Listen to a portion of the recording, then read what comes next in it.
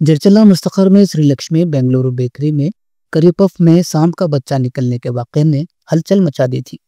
और इस वाक़े की शिकायत मिलने पर महबूबनगर जिले फूड इंस्पेक्टर नीलमा ने अमले के साथ बेकरी पहुंचकर मुआयना किया। इस मुआयने में हैरान कुन हकायक सामने निकल कर आए। बेकरी चलाने का कोई लाइसेंस नहीं है। मालूम हुआ कि बन, केक, बिस्किट और पफ गैर सेहतमंद माहौल में बनाए जा रहे हैं। इसके अलावा मेयाद खत्म होने वाले केमिकल्स और पाउडर्स का इस्तेमाल किया जा रहा है। फूड इंस्पेक्टर ने मेयाद खत्म होने वाली अशिया इस्तेमाल करने पर बेकरी इंतजामिया पर शदीद बरहमी का इजहार किया। इस तनाजुर में दुकान के मालिक को नोटिस जारी कर दिया गया है। लैब की रिपोर्ट आने तक बेकरी को बंद करने का हुक्म दिया गया। इस मौके पर फूड इंस्पेक्टर निरमा ने कहा कि जिस पफ में सांप का बच्चा पाया गया था, इसकी जांच आज जरचल्ला पुलिस स्टेशन में की गई और इसे लैब भेज दिया गया।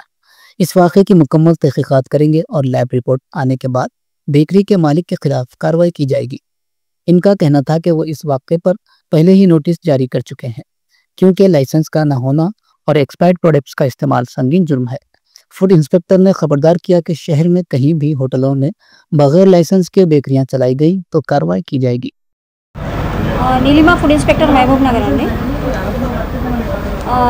గత రాత్రి జడ్చర్ల పిఎస్లో ఇచ్చిన కంప్లైంట్ ఆధారం చేసుకొని మేము ఈరోజు లక్ష్మీ బెంగళూరు అయ్యంగార్ బేకరీకి రావడం జరిగింది. ఇక్కడ తనిఖీ చేయడం జరిగింది. కొన్ని పరిశుభ్రత పాటించడం లేదు, అలాగే ఎక్స్పైరీ సామాన్ కూడా యూజ్ చేస్తున్నారు వీళ్ళు. నెక్స్ట్ అదేదైతే కర్రీ పఫ్ ఉన్నదో అది కూడా మేము శాంపుల్ తీసుకొని ల్యాబ్కి పంపించాము. దాని రిపోర్ట్ ఆధారంగా వాళ్ళ మీద చర్యలు ఉంటాయి. నెక్స్ట్ వీళ్ళు పరిశుభ్రత పాటించని కారణంగా వీరిపైన చర్యలు తీసుకుంటామండి. నెక్స్ట్ వీరికి ఫుడ్ లైసెన్స్ కూడా లేదండి. లేకపోవడం వల్ల వీరు అది తీసుకోవడానికి మేము నోటీస్ ఇచ్చాము. అంటే ఎటువంటి యాక్షన్స్ ఫుడ్ లైసెన్స్ లేకుండా నడిపిస్తున్నారు. అవును, నడిపిస్తున్నారు. ఎలాంటి చర్యలు తీసుకుంటారు? వీరికి నోటీస్ పీరియడ్ 7 రోజులు ఉంటుందండి. ఆ నోటీస్ పీరియడ్ అయిపోయిన తర్వాత వీళ్ళ మీద యాక్షన్ ఉంటుంది. తీసుకోవాలి, అంతలోపు వాళ్ళు తీసుకుంటే ప్రాబ్లం లేదు. చాలా